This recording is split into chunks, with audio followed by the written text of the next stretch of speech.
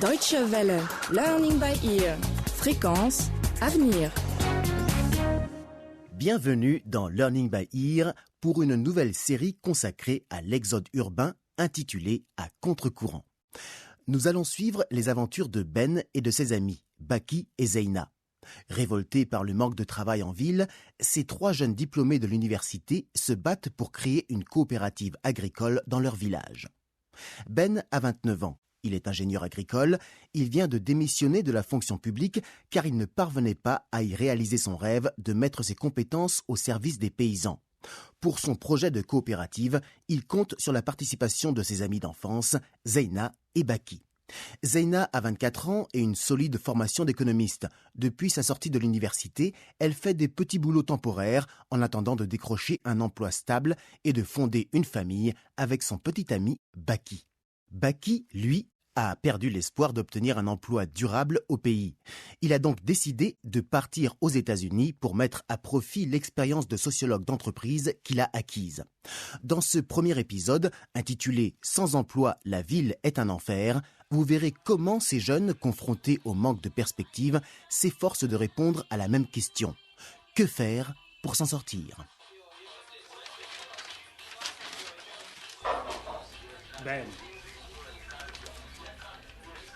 Ben, tu m'entends?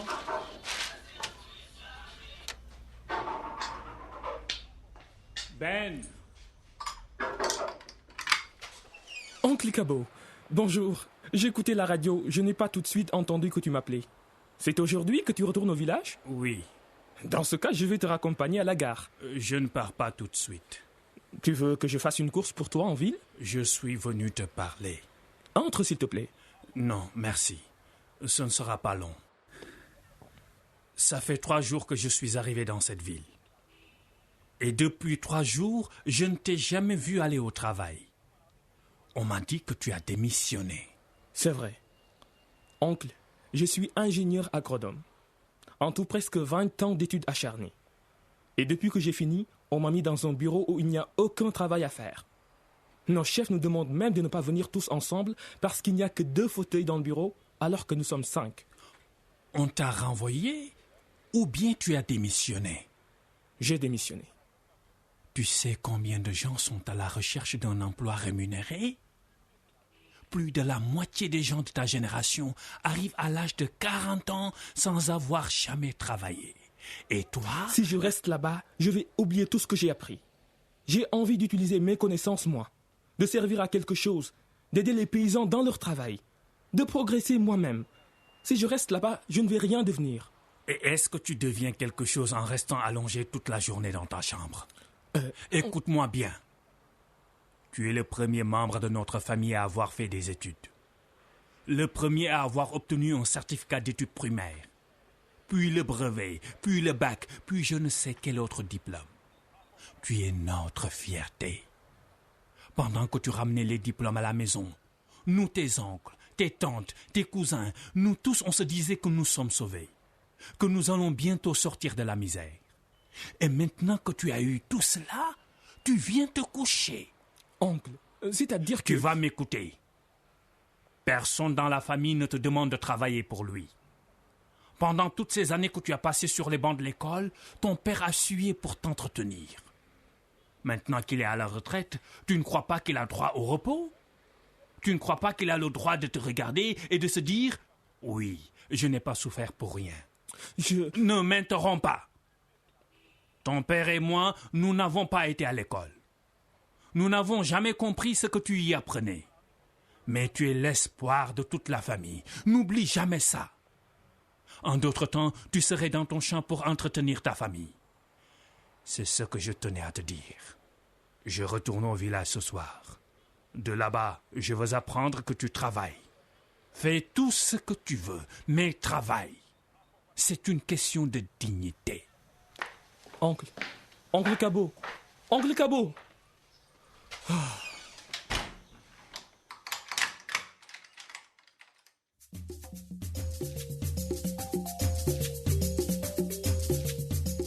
Avoir fait des études lorsqu'on est issu d'un milieu rural et pauvre, cela vous confère des responsabilités. Des responsabilités que Ben n'avait jusqu'alors pas mesurées. Son oncle Cabot vient de lui en faire prendre conscience sans ménagement. Le jeune homme, c'est certain, en tiendra compte en construisant son avenir. Justement, en parlant d'avenir, voyons comment il se présente pour Baki et Zeina. Les deux jeunes diplômés forment un couple et pourtant, c'est par hasard qu'ils se rencontrent ce jour-là dans la rue.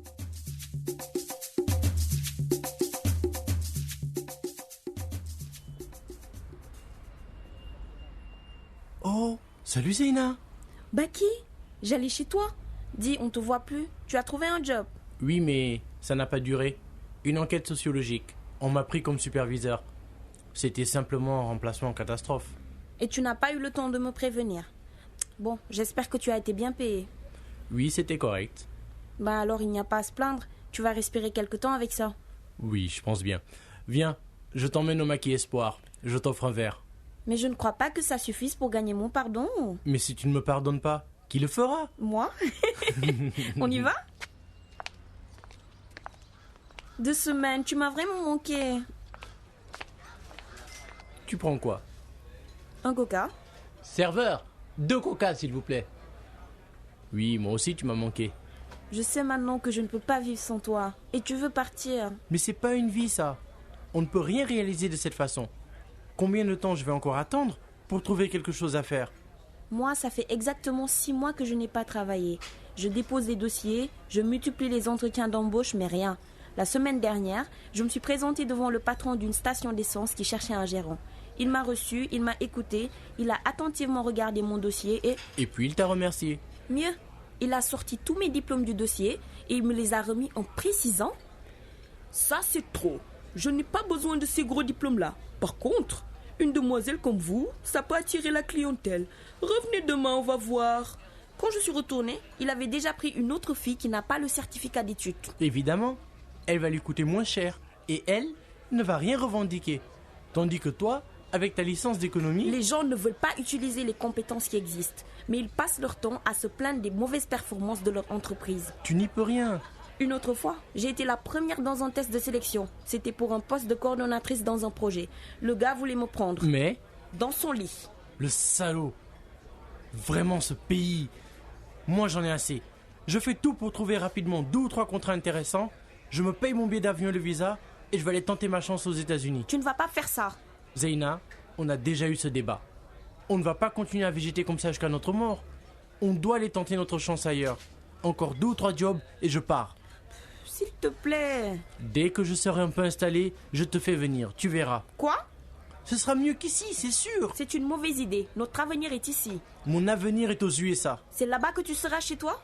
Là-bas, j'ai des chances de me réaliser et de compter pour les gens comme une personne à part entière. Ce n'est pas vrai. Je ne veux plus continuer à souffrir pour rien. Je n'ai pas eu la chance d'être recruté à la fonction publique, alors je vais voir ailleurs, c'est tout. Oh, tu sais, à la fonction publique, ce n'est pas mieux, hein? Ben vient de démissionner de son poste. Quoi? Mais il est fou. Faudra lui poser la question toi-même.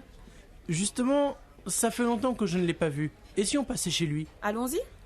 Serveur, laissez tomber les coca.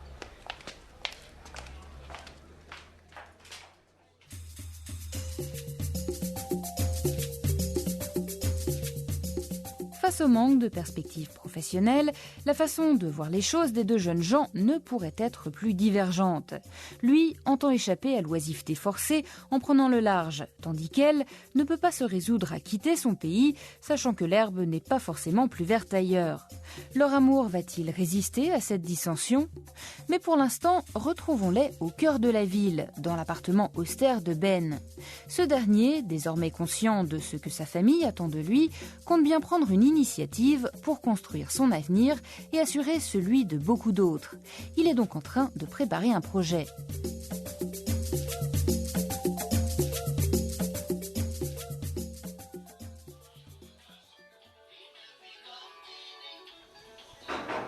Oui, entrez, c'est ouvert. Salut Ben. Baki, Zeina, comment ça va? Pas mal. Ça va mal. Toi aussi. On ne parle pas comme ça. Faut pas vendre ta dignité à bas prix. Zeina vient de m'apprendre que... J'ai démissionné, c'est vrai. Pourquoi? J'en ai assez de perdre mon temps. Asseyez-vous. Merci Ben. Et que comptes-tu faire? J'envisage de monter une entreprise. Ah, ça c'est une belle idée. Je pense à une coopérative agricole. J'essaie depuis une semaine de rédiger le projet d'entreprise, mais je ne m'en sors pas. Qui pourrait t'aider? C'est sa spécialité. 95% des petites et moyennes entreprises qui sont créées dans ce pays disparaissent avant la 3e année. C'est pire que la mortalité chez les humains. Baki, au lieu de passer notre vie à attendre que quelqu'un nous donne un travail intéressant et valorisant, pourquoi ne pas nous-mêmes créer et développer des activités que nous aimons et qui sont utiles aux gens? Laisse tomber. Il y a plein de gens qui ont essayé. Ils se sont tous cassés la figure. D'accord, mais nous n'avons pas essayé. Écoute-moi Baki, tu es sociologue, Zeyna est économiste. Moi je suis agronome. À 3, nous pouvons créer et gérer la coopérative. Nous avons toujours tout fait ensemble depuis que nous sommes petits. Nous avons les compétences, nous pouvons réussir. Ce sera une belle aventure en plus. La meilleure voie pour construire notre avenir ici. Je te l'ai déjà dit. Mon avenir est aux USA. Baki, nous avons vraiment besoin de toi. Est-ce que tu acceptes au moins de lire le projet que j'essaie de rédiger? Ton expertise, s'il te plaît. Pourquoi tu fais cette mine, Ben? Tu sais bien que je ne vais pas te dire oui juste pour te faire plaisir. On ne va pas se mentir entre amis. Bon, où est le dossier? Le voici. C'est très confus, hein? Doucement, tu vas le déchirer. Écoutez, je vais en faire des copies tout de suite, là en face. Comme ça, vous pourrez le lire à tête reposée. Et puis, on prend un rendez-vous pour en parler. Demain, par exemple. Oui, demain. On se voit au Maquis Espoir. C'est moi qui invite. D'accord pour demain. Je cours à la photocopie. Ne bougez pas. 5 minutes. Je sens que je vais faire une erreur. Pourquoi? Je dis oui seulement pour te faire plaisir. Si le projet est vraiment bon comme je l'espère, tu ne le regretteras pas. Et s'il est mauvais? On va l'améliorer ensemble. Et si on ne réussit pas? En tout cas, moi, je ne pars pas aux USA. Dans ce cas, je te tue et je me tue.